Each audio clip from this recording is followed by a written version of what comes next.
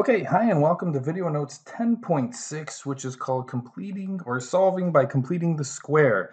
What we're going to do here is we're going to learn that this process of completing the square makes all quadratics factorable because we know that they're not all factorable. We've explored that a few times, but this process, if you complete it, will make them factorable. Okay, so before we do that though, what I'd like to do is introduce this table here. I want you to finish it up in just a second, but let's do one real quick. So if this is standard form of a factorable quadratic, x squared plus 4x plus 4, if it is factorable, what two values of a times c, or 1 times 4, 4, there's our x, right? We've done this before. And then they have to add to the b value, which is also 4. What two values of 4, multiples of 4, will also add to that? And it just happens to be 2 and 2. Right? And if we wrote those factors out, because the value is 1, we'd write x plus 2 and x plus 2. But notice we could also write it as x plus 2 squared. So what I want you to do is I want you to look at these quadratics because they're all going to have this same kind of idea in them. And I want you to fill this table out. I want you to get a sense of what this is going on here. So pause the video, fill that table in, and I'll meet you when we get back. Okay, so we're back. Here's the table all filled out. So hopefully you went through that. What you should have noticed in this table is that this value 9 or 16 or 4 or 25, all of these had a relationship with the perfect square or the squared binomial that could come from them. Again, PST, but in that, if you look, right, the value that you got here, half of that would always make or would be the perfect square over here. So when we did, these are all factorable, if we could find the value that would make this C value work here. Again, the linear value didn't really seem to matter. It was this n value that seemed to work. We could even flip the script with a negative here. If there was a negative in front, you should have been able to find that x minus 5 squared made this trinomial, this quadratic trinomial here. And then we even reversed it on you a little bit and had you say, okay, what happens if you had x minus 7 squared? You would have multiplied that out and saw that that was 49. But the key then would have been this last value. The C value was the most important part. That if we could find a value of C, say, hopefully you got to this, if you could take that value that's over here, this half of your B, and square it, that's what you were finding each time. And that's what we did in the first one and all the rest of them. You were taking half of the B value, whatever the B value was, and then you were squaring it. That made this perfect C value such that we could come to a perfect squared or binomial, right? That it would make a perfect squared factored term. And that's what we want to do. We want to use this concept of this C value or completing the square and finding the correct C value, one that will make it factorable. Now, all of these were factorable from the start, but this works on ones that aren't factorable from the start.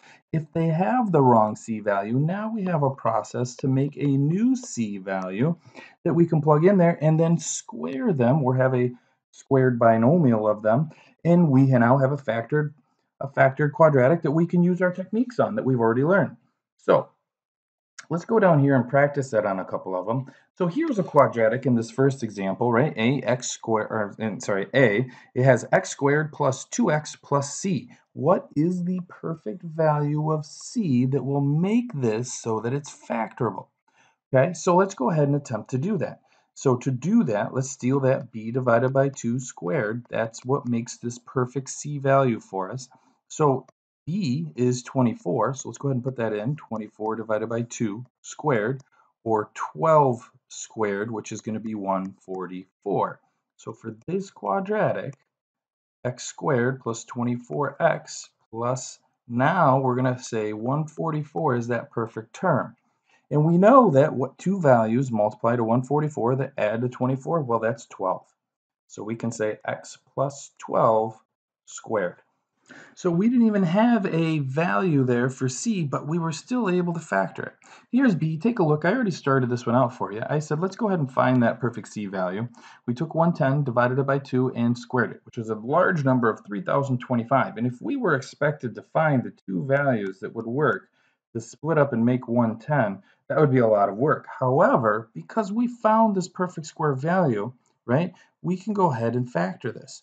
Just remember what we saw up here, that it's just half of b in the part that's factored. So here's half of b, which is 55. We take this value, and if we wrote it out, x squared plus 110x plus 3025, that's what we'd want to factor.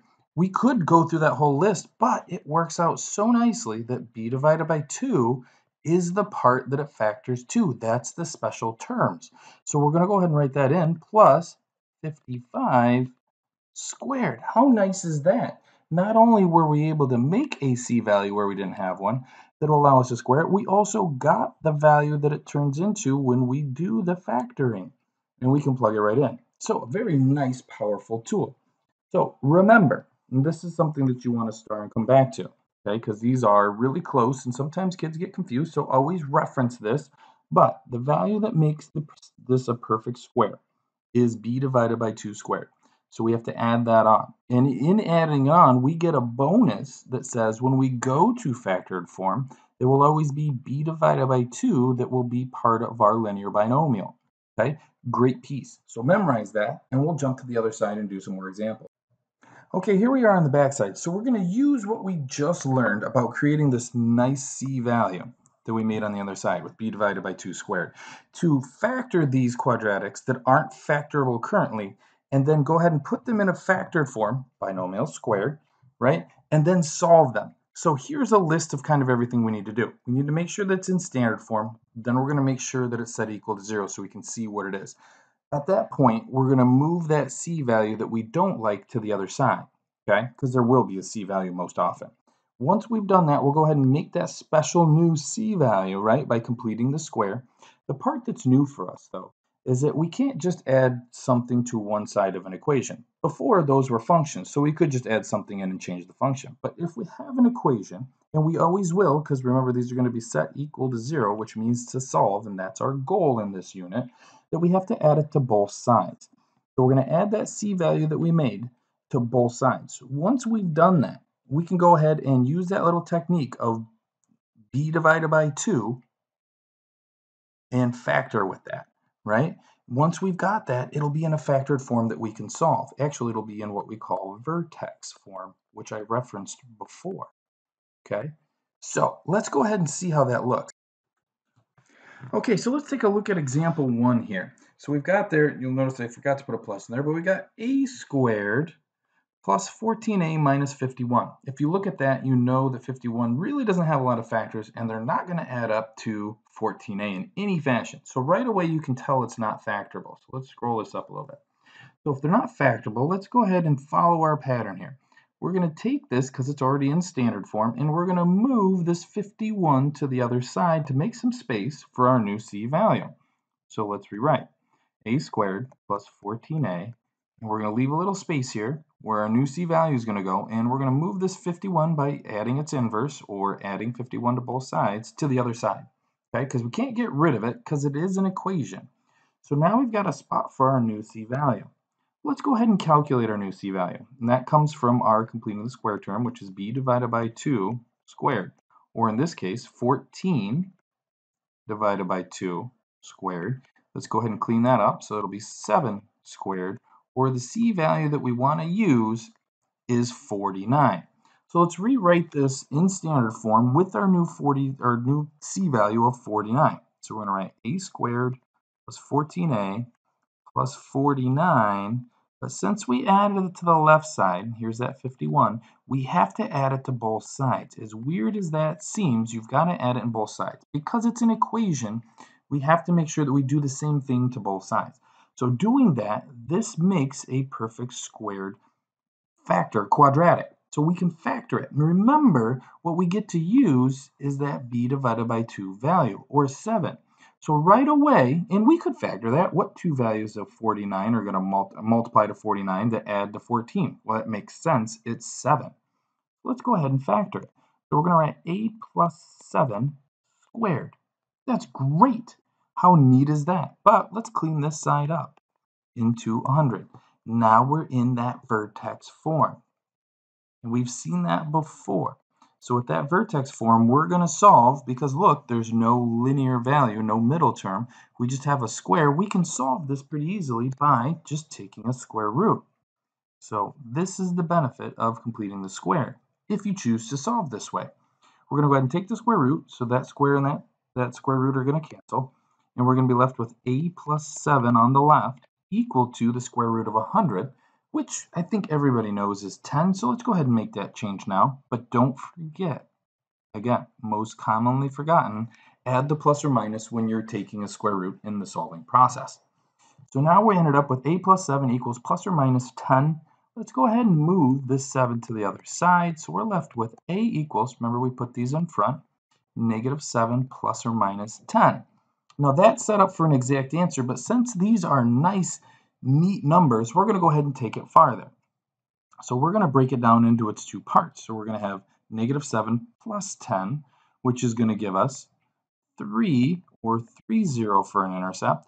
And we're going to take negative 7 minus 10, which is going to get us negative 17 and 0. Again, we could write this as 3 and negative 17. But so commonly in this notation, students think that's a point, and it's not.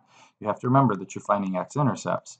And when you find x-intercepts, all the y-coordinates are always 0. So it's two separate points we just found. All right, let's do one more, just so you can see it again. And again, pause and check the examples if you need to. So if we look at this one, it's not in standard form. So do we really need it in standard form though? Because what is our goal? Our goal is to move the c value, and this 5 would be the c value to the other side. So let's just make a little gap there for our new c value that we're going to make by completing the square. Again, completing the square is going to be b divided by 2 squared, or in this case, negative 8 divided by 2 squared, or negative 4 squared, which becomes 16. So our new fancy c value that allows us to factor this quadratic is going to be x squared minus 8x plus 16. But since we added it on the left, we do have to add it on the right with the 5. So we're going to go ahead and add that on to the right. Now, remember, this is a perfect square trinomial, which factors with that b divided by 2 value. In this case, it's negative 4. So let's factor it. X minus 4 squared equals 5 plus 16, which is 21. Now we're ready to solve. So we're going to go ahead and take the square root, and this square and that square root are going to cancel, and we're going to take the square root of 21. So we're left with x minus 4 is equal to plus or minus the square root of 21. 21 looks like it might reduce, but it doesn't. It's really just 7 and 3. So we're going to leave that as is for right now. Otherwise, we could simplify that down if it was a number that was something we could pull a perfect square term out of. So let's go ahead and add this 4 to the other side. We're going to be left with x equals 4, positive 4, plus or minus the square root of 21. Now we could change that into a point if we actually needed a graph. I think with the square root there of 21, I forget what it comes out to be, but if we add 4, I'll just show you what the values could have been. We could have the point 8.58 and 0 and negative 0.58 and 0. Those would be our intercepts. So that's only if we needed a graph. But if we didn't need to graph, if we were just representing it, we would leave it in this form. And the reason is because this is exact and this is estimated. And we don't usually like estimate answers unless we're doing something with it, like answering a real world problem or graphing. So this would be where you don't want to leave your final answer. All right, so just to review, we did talk about how to solve with completing the square, making that new c value, right, plugging it in on both sides, finding that neat square of the binomial using b divided by 2, and then solving from vertex form. And remember, come back here if you need to, okay, because this is a spot that kind of sums it all up for you. All right, so we solved by completing the square today, and now I should see you in class doing that. All right, have a good day.